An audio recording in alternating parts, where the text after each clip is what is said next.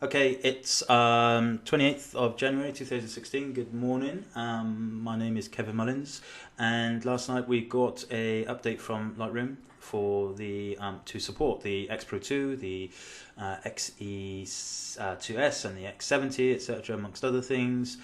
Some other pretty nifty little fixes and bug tweaks as well. I'm just going to do a very quick kind of video tutorial, just showing you really the files going through Lightroom. It's nothing particularly dramatic. Just going to talk about some of the questions I've been asked since the camera has been announced. Mostly kind of revolving around dynamic range and high ISO support. We'll talk a little bit about the film simulations and do a kind of comparison edits. Before we start though, before we dig into Lightroom, I just wanted to talk a little bit about the files and the file sizes. As you can see there, the uncompressed files are 50 megabytes in size or thereabouts, which is quite large. Obviously it's a larger sensor now, which is going to yield larger images. The top 4 or 5 images there are all uncompressed. These two here, are compressed images, approximately half the size, and I spoke to Fuji and asked them really what the difference between the lossless compressed images and the compressed file and the uncompressed files are, and they say nothing. There is no quality differences whatsoever. And I have to admit, I've been putting these files through SilkyPix, and I genuinely cannot see any difference whatsoever apart from the size of the files, which kind of leads me to the question: why do we have the option for non-compressed RAW support in the camera? And I honestly don't know the answer to that. I don't know why that's there.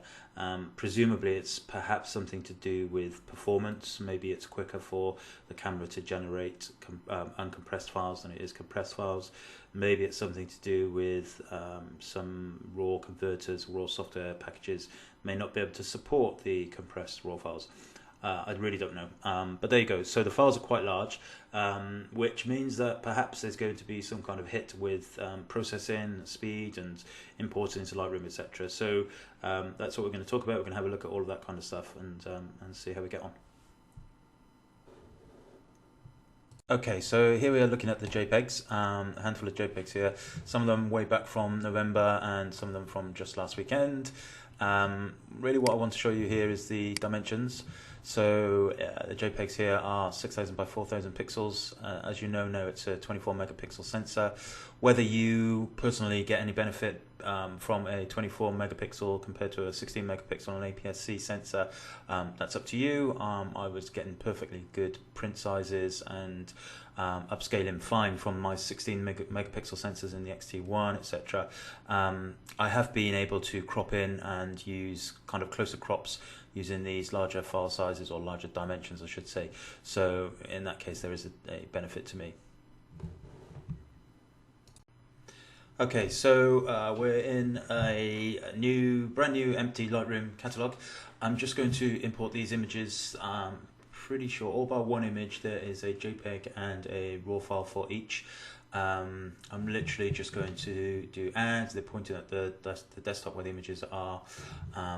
I'm just going to hit import. I've got quite a beefy PC, so your obviously mileage may vary depending on your machine, your specification. So they come one after the other, pretty quick. And I would say that the XT1 files were marginally quicker than that. Bearing in mind, obviously, these RAW files are 50 megabytes.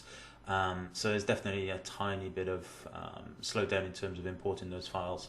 Obviously, the compressed RAW files will be much smaller. But yeah, that wasn't too harsh. I didn't really notice too much of a difference there. So we will start to do a little bit of editing. I think it's worth pointing out at this point about the different versions of the firmware that those of us lucky enough to be using the camera for the last couple of months have been going through. If you look at this image here, this is the very first image I took with the camera. I literally just got in the car, turned it on and press shoot. Not my finest artistic image, but hey, there you go. But look, if you look at the software, digital camera X-Pro2 version 1.31, which is quite interesting when you look at the one that I took just this weekend, the raw file, Digital Camera X-Pro2 version 1.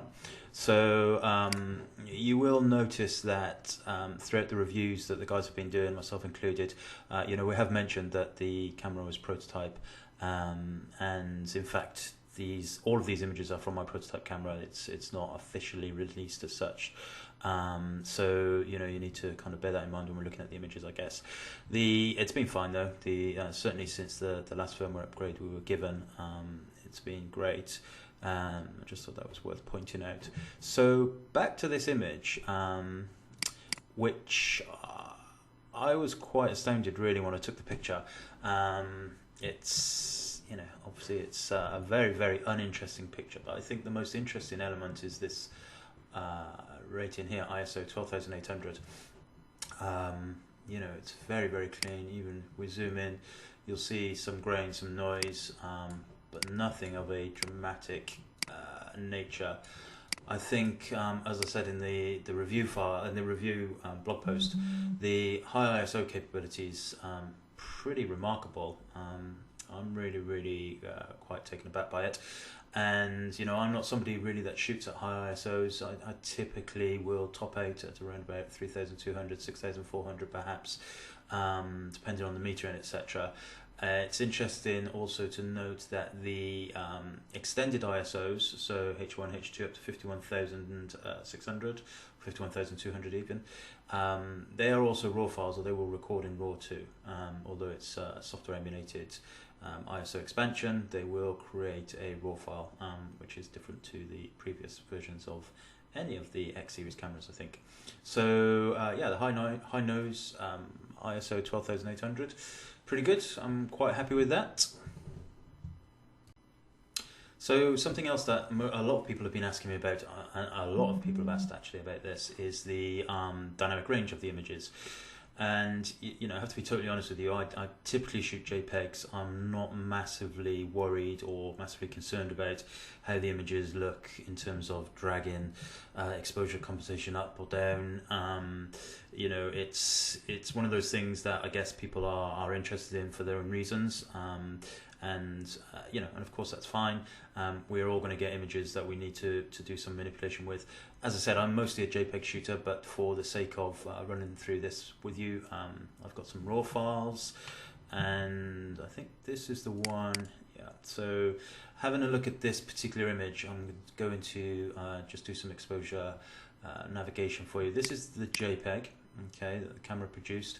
So it's ISO 400, 1,100th of a second, and it's a f/16, it's a 35mm f2 lens. Obviously, again, not a very particularly artistic image, but I did take this with the purpose of testing out the exposure compensation or the exposure navigation in Lightroom once we had the ability. So this is the JPEG. We'll go to the develop module, and we will just drag. So all of these, none of these images are touched, by the way. They're just fresh into Lightroom. So I'll hit the reset button, so there's been no adjustments whatsoever. So obviously going down, it's going to make it very black. Going up, this is the JPEG. We can hit it up to it's starting to fall apart there. +5 in exposure. You've got some artifacts going on there with the JPEGs. Okay, so let's do the same thing on the RAW file. So this is the RAW file again. I'll hit reset just to indicate that there has been no adjustments whatsoever. Same thing, obviously dragging down, we're going to go pretty much pitch black. We've got some highlight detail here. So let's go the other way. We'll go up, we're going up to +1, +2, +3, 3.5, 4, +5. Okay, so we're now at +5 on the exposure. The histogram is just about indicating there's no blown highlights. I can see detail pretty much everywhere. There's a little blown highlight there and a little blown highlight there, I believe. But that's pretty good, I'm quite happy with that. +5 exposure, so this is back down to how it was shot. It's okay. Now obviously, depending on the image, depending on what you're shooting, depends on how much navigation you're going to get from that exposure. But I think, you know, just looking at that, there's a lot of dark and a lot of highlights, more to the point, in that image, and the raw file, the RAW file, has survived that quite well. Hopefully that will kind of answer some of the questions in that regard. If you do have any questions regarding any of this stuff, by the way, honestly, with this blog post, just add a question at the bottom in the comments section, and I'll get back to you as soon as I can. So I've got another image that I'm going to just do a little bit of testing on also, this one here. Obviously here the highlights are, you know, it's exposed for this area here where the sun is coming through, lesser spotted, lesser known British sunshine, that is. So here I'm more interested now in this particular image to see how much detail we can recover in this area here by the frying pan across the top of my Ray-Ban. So we'll drag this up, we'll drag it up, we'll keep going, keep going, keep going, keep going, keep going, keep going, all the way up to +5. Good stuff. Yeah, got the detail, got what needed. I'm expecting this because obviously it's exposed to the highlights. It's quite bright over there, but this has recovered a whole load compared to the original exposure. Yeah, now this was spot metered, so the reason why it's you know, the highlights here are quite high is because of the exposure that I've shot in the camera and the metering. But it's good that we can recover this highlight. This shadow detail here. Good stuff. Okay, so I'm going to just run through a couple of quick edits. Maybe have a look at some JPEG raw conversions, comparisons, have a look at the film simulations, etc. Let's start with this one. This is actually one of my favorite images that I've shot with the X-Pro2 since I've had it. It's expanded ISO 51200. I've pushed the shutter speed to kind of drive that ISO up. But I'm loving the grain, I'm loving the noise. This is using their cross film simulation plus R filter, and you know, that's something that I've as a black and white shooter, predominantly black and white shooter, I've really been experimenting with that film simulation, and you know, it's great. So if we look at the raw file, it's very different, obviously. The noise is still there, but let's zoom in on his eye. It's still not too bad. You can see up here, it's in fact, it's very good, 51200. There's nothing bad about it whatsoever. And remembering, again, this is the expanded ISO, so we haven't been able to shoot in RAW at these levels before. So very first thing to try and bring this back to the way the camera would have seen it is to look at the film simulations. And what you'll notice, obviously, straight away is we have the new film simulations here that are new across the X-Pro2 and the X70 and the XE2S, I believe, also have these simulations. So plus R filter, brighten it up slightly with the tone curve adjustment, bring this down, I might bring up the highlights slightly. Very, very simple to get to a pretty pleasing image straight away from the raw files. You know, I'm liking that quite a lot. Let's have a look at some classic chrome.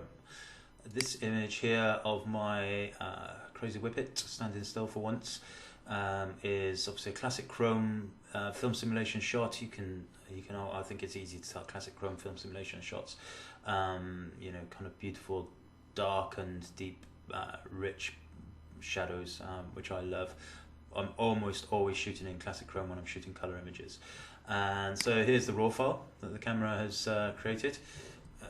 Let's try and emulate it. I'm gonna have to do that just to keep my peace of mind going there. We'll bring this down. We will go straight to classic chrome. Now in the camera, for these shots, I would have been setting the shadows to +2 and the highlights to -1. So in Lightroom, to try and emulate that, +2 is essentially in the camera saying we want the shadows to be darker. So I'm going to actually drag those shadows down and even the blacks a little bit. Highlights, I might just pop that up slightly there. Okay, we'll drag the tone curve up to give it a tiny bit more depth to the image. Pretty good. So JPEG, RAW, JPEG. I still prefer the JPEG, and obviously no work done from the JPEG. A RAW file might bring that down a little bit more. You know, we're pretty good. We're pretty close. Now, remember, I'm not adding any sharpening or anything, only kind of whatever Lightroom is doing as the default on import. There is nothing going on in terms of creating that image to make it any different to the JPEG that's in the camera in that respect. I personally prefer that JPEG. Okay, so let's have a look at a wedding photograph. I'm a wedding photographer by trade. Make pretty much all my money from shooting weddings. And obviously I took the camera with me to a couple of weddings. I had to be very careful when shooting the weddings with the pre-production that obviously none of the images were kind of in any kind of threat of not being captured. So the shots that I'm taking were backed up essentially with an X-T1, and in order to maintain my workflow, I shot the wedding pictures using the black and white plus R filter rather than the new film simulation. And you know, I love it. I love the way that the camera is producing these JPEGs, as I always have done with ever since the X100 really. This is the RAW file from that particular image. Now, interestingly, this is the very first time I've seen the RAW file, because we've had Silky Pics to be able to use, but you know it's a bit cumbersome when you're trying to edit 300-400 images. So I haven't really been putting anything through there, certainly not the wedding stuff. And so this is the first time I've seen this picture in anything other than really the black and white that it came out of the camera with. So you know, it's a nice image. I really like this image. One of my favourites actually from last year that I photographed. So let's try and bring it back to the JPEG level. Monochrome plus R, that's usually what I shoot with. Excuse me. Straight away it's quite close. You know, it's a little bit muted, so we will pump it up a little tiny bit there, maybe increase those highlights, bring the whites up slightly. I might even nudge the exposure up, perhaps crop it down very slightly to get rid of that white spot there. You know, it's pretty similar. We haven't done the crop, so let's crop that out. So this is the in-camera JPEG. This is the converted RAW that I've just done. You know, not a lot in it. This is probably more deeper in the blacks than this one. Looks good though, quite like it. It's very simple, very quick, very easy to process these RAW files. You know, and as it has been with the X-T1s, etc. But I guess, you know, with the size of these files, which are 50 megabytes, there's no perceived real lag, there's no real issues in terms of going through these, and partly that's down to updates in Lightroom, I guess, and the performance. So what else can we do? Let's have a look at this image. So this is a JPEG image, another lovely sunny day in the United Kingdom. If we zoom in, you can see the details there, which are quite crisp and clean. So ISO 400, rain on the window. You know, it's quite a good detail level there. So this is the RAW file. Looking at this, I think this was black and white plus R2 rather than the new film simulation. So we're trying to emulate that. We'll come down. Black and white plus R. Oops. We'll pump that tone curve up. I might just pop the exposure up a slight bit. Drag that there. Yeah, pretty good. Pretty close. Pretty close. A little more detail. As you would expect in the RAW file, obviously you're going to have more detail, and you've got more, certainly more control to correct issues or make exposure adjustments. But that's looking pretty good too. Okay, so there you go. That's the latest version of Lightroom CC, which is released on the 27th of January. I have no idea whether the standalone version of Lightroom will be updated. Presumably will. Camera Raw also, which I think now is 9.4, has been updated to support the new cameras too.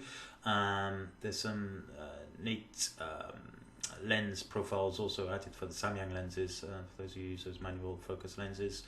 Yeah, it's all good. So those are raw files coming through. Just one tiny little tip that might be relevant to some of you. One thing that I always set in my Lightroom catalog: edit preferences, catalog settings, metadata. In here you have an option called automatically write changes into XMP. Now, by default this is switched off, okay, so it's in this state by default. So I have a default or an empty Lightroom catalog that essentially has that set to on, automatically write changes into XMP. What that does is it creates sidecar files which allow you to take your adjustments into like Photoshop, or even I think Corel applications, that kind of stuff, anything that supports the XMP. But crucially, if your Lightroom catalog fails or you haven't backed it up, obviously you'll never lose your original assets, but you will lose your adjustments. So honestly, very quick tip, I would just always have that set to ticked. It should really just say backup. That checkbox should just say backup, because it's it saved me a few times in terms of bringing adjustments back into the systems. So okay, any questions? Like I said, any questions, just add them to the comments at the bottom. If there's anything else you would like me to have a look at before the retail cameras start hitting the stores, just give me a shout, let me know. I'll do my best to try and get as much information for you as possible. All in all, I'm chuffed that Adobe have brought out the update so quickly, before before the cameras are hitting the shops. I think that's pretty cool, and I'm fairly sure that you guys, when you do start getting the cameras, are going to you're going to be up and running straight away with your version of Lightroom, and you're gonna really enjoy the camera. I'm sure of that.